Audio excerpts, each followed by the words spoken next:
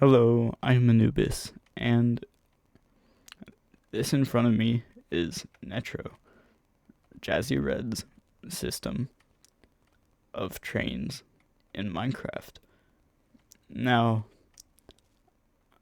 I think that this system is amazing, and I started looking into it after I took a trip to France, and I saw a metro system that actually worked great, so I was super inspired by this to build Netro in my world once I came across Jazzy's video. Now, I do notice one problem with Netro.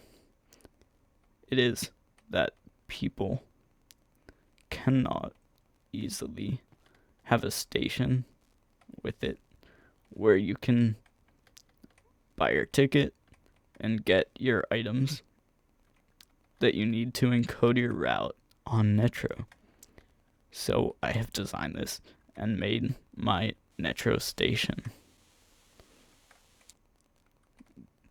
So basically, this is what my Netro station looks like. Now, I tore down like all of the sides of the Netro. It's super bare bones right now because I don't recommend building Netro or building the station of Netro when you have long train routes.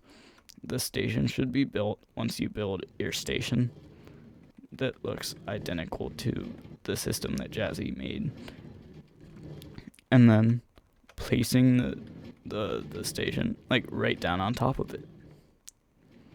So without further ado, I think it's time that I start showing off how this station actually works. So you have the exit and the entrance. The entrance is just a water drop down, and then the exit is just a water pillar up. If you don't know how to make a water column, you can look it up. There's probably a million videos. Make sure the sign is here so that the water doesn't spill out into your station. Upon entering the station, there are three colors. The first one is terracotta, or glass and wool. That depends on how you decide to encode your station, but this is your first indicator of where you actually are. The bottom one shows you what region you're in, the glass shows you what district you're in, and the wool shows you what local station you are at. So these three can be placed in this order or whatever order you want, and this is just a visual representation so that people know where they are when leaving and entering the station, just so that they can check that they either made it correctly or got to the wrong place. So then the first button you see here, this is not to open this door, this is the exit door when you arrive at the station. What you want to do here is press this button, and then your train gets loaded and ready for you to travel. The next thing you want to do once arriving to a station, after clicking that button and getting your train ready, is putting this emerald in the barrel.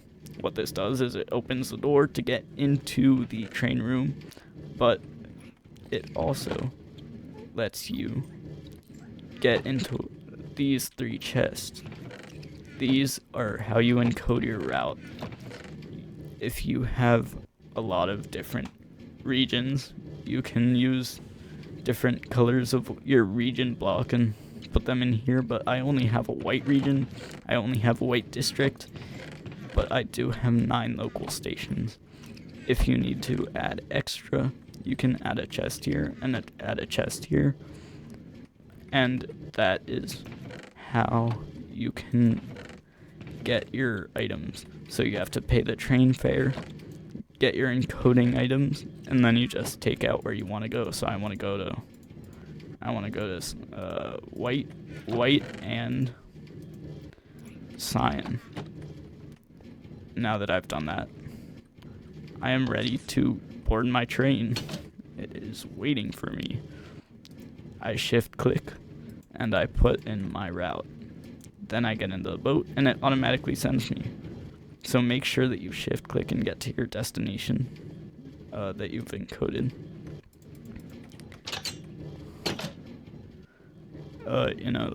Make sure that you've got your items in there before you hop in, because if not, you're just going to encode the wrong route, and then you're going to be stuck in a loop, a big loop, until it actually gets you back to where you want to go. Once you've jumped out of the boat, you take your items and you put them back into this barrel. This cycles it back into the chests over there and puts it in the right spot. With the boat and the whoops, I didn't mean to break that. Once you have the boat and the minecart, again, you can put it in this chest, and this is for the station manager, the person who gets paid by the emerald. So assuming the person who builds this is the one who's actually collecting the train fares, then you can exit. Then you're free to exit. Once you put your stuff back, just clean up like a responsible human being. Then you can leave the station, and you've arrived at your destination. Congratulations. Now let's look into how this all actually goes together. So the first thing is the barrel where you insert your emerald. What you have here is a standard item sorter, which sends a signal into this target block. Target block redirects signal into every direction. Here I have 2 copper bulbs. One of them is powered, one of them is unpowered. The reason for that is that the unpowered one leaves the door shut, and the powered one leaves the pistons extended, meaning that everything is closed. We want it to have everything closed, because if not, you can just like hop into your train and put a button here and leave, which would suck. Sorry. Yeah, so that's how that works. Then, once you've paid your emerald, it will switch up. There we go. The pistons will unextend, and this one will get powered, and this one will get unpowered. So that's how that works. Now that it's open, we need to look into how the pressure plate works. The pressure plate has this redstone that routes right through here back into this target block. So that will switch everything back to being shut. Bam, just like that. Door shut and pistons open. There we go. That's that system. Pretty simple. Now, this is how the barrel works. The barrel where you put your stuff into. This is your routing items, just so you know for sure. A hopper goes into a hopper minecart, goes across this rail, drops this off into a copper chest where our copper golem buddy is doing all the work. Once again, this guy finds himself doing all the work. Poor guy. And then if you need, you can add another chest into this one. Just make sure you block him off so that he's stuck inside there forever till the ends of time. Again, poor guy. What did he do to deserve that? But surely he gets paid by the emeralds that the people are paying when they use the train. Surely. Anyways, that's a station. It works pretty seamlessly. And I think that it's a perfect solution for how Netro works and how it needs to be done. Now, I do have a few side notes on things that you can do to make this station better. You can place maps on the walls, but especially like local maps. Local region is what I recommend. You can put signs too that say, or local areas. Then you can have signs that tell people where the regions, like what color to use to get to like the desert region or the, or the second district or, all that sort of stuff. Another thing is the palette for the walls doesn't have to be stone. You can use sandstone if you're in a desert, and I actually think that's a great way to distinguish your different districts, not local regions or local areas, but I think for different districts, if you have a desert district and a metro takes you all around the desert on the local level, just make every station out of sandstone, because then people know, oh yeah, I'm in the desert district. And you can encode that one to be like yellow glass or something, because that would probably be like the sand is kind of yellow, so if you're going to yellow, you know that you're yellow. So like like if you're in, well, now I'm just yapping, but I hope that made sense. Is that everything? Oh yeah, also these colors, I think I went over them. If you're at the yellow, if you're at the yellow district, then use the yellow glass so people know where they are. And if you're at the orange station at the white district, then use that color for the wool up top. So a good example would be orange.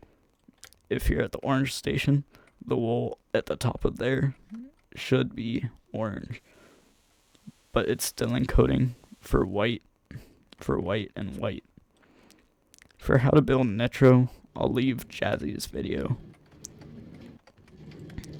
in the description so that you can build that, and make sure that you do that in the correct phases of building. So make sure that you have the main structure. Just don't connect any of your lines, because this redstone needs to be in place before you connect your stations. Just because you don't want to interfere with any of this, it could mess it up. But this is a great way to keep your metro sustainable. You get paid. Your Netro, my bad. This is a great way for your Netro to be sustainable. You get paid, and people have a great time traveling super quickly across the world in the most efficient way. Also, this might be a hot take, but this is so much more cool than Elytras. And Elytras are kind of lame because you can just get from point A to point B, but I feel like Jazzii's Netro just really adds another aspect to how Minecraft travel can be so much more fun. Anyways, thanks y'all, and I hope this design works well for you guys.